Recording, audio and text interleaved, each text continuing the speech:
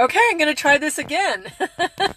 My phone seems to be being a little bit weird. But, anyways, as I just said, I'm going to do a car limits, Karen, no limits, car limits, or car minutes. That's it.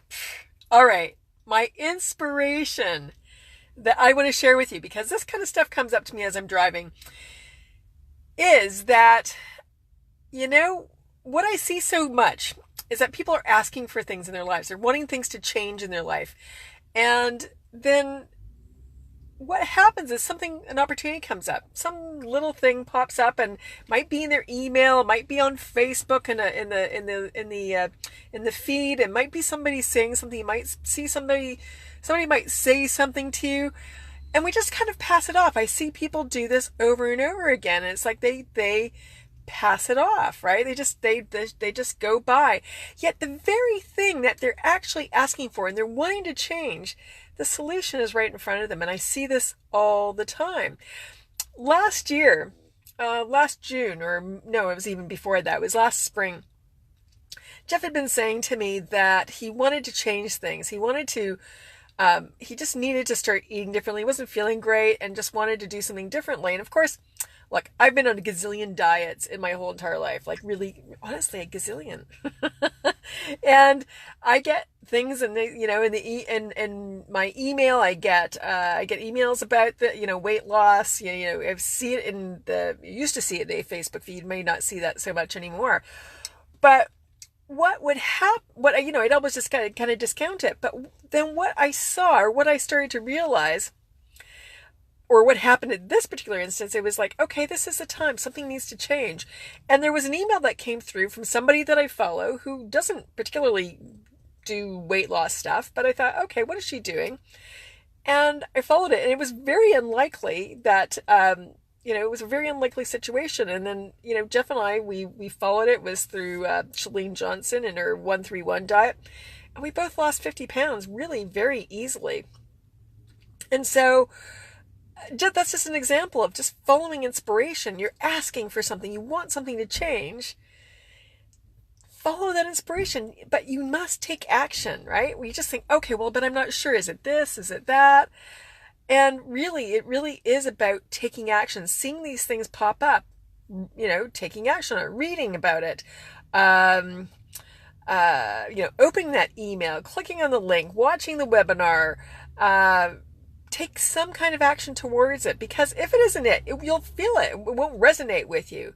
But if it's something that just is resonating with you, take action on it. Now, also what I see happen for especially for women, because again, I'm working with women in my No Limits Business Women program, I see women second guess themselves so much when the very thing that they're asking for is right there, right in front of them. So many women who really want to join my program, but they don't because there's just that fear. And I have to tell you, fear isn't necessarily real. It's just a barometer. It's just saying, hey, it's really your subconscious mind to a certain degree trying to keep us safe, right? Now, fear is, of course, useful when you really are in danger, right? But when you're not in danger, when you're actually looking for something, you're looking to change something, our subconscious mind will do everything in its power to keep the status quo, even though you're miserable. Even if you're totally miserable, it will do everything it can to keep the status quo. So just pay attention to that.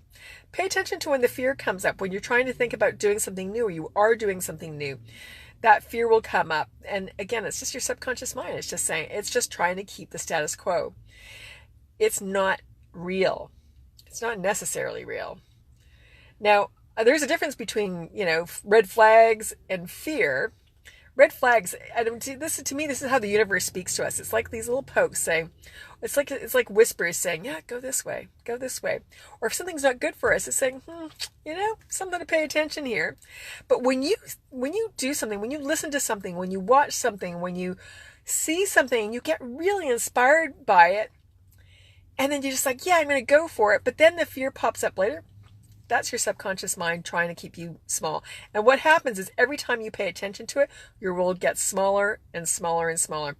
So I just was thinking about that. Just wanted to share it with you. Thought that I would actually just say, hey, pay attention to inspiration. Pay attention to what you're asking for and what's showing up in front of you. Take action on it. And watch when the fear comes up. Is the fear or kind of those red flags coming up ahead of time?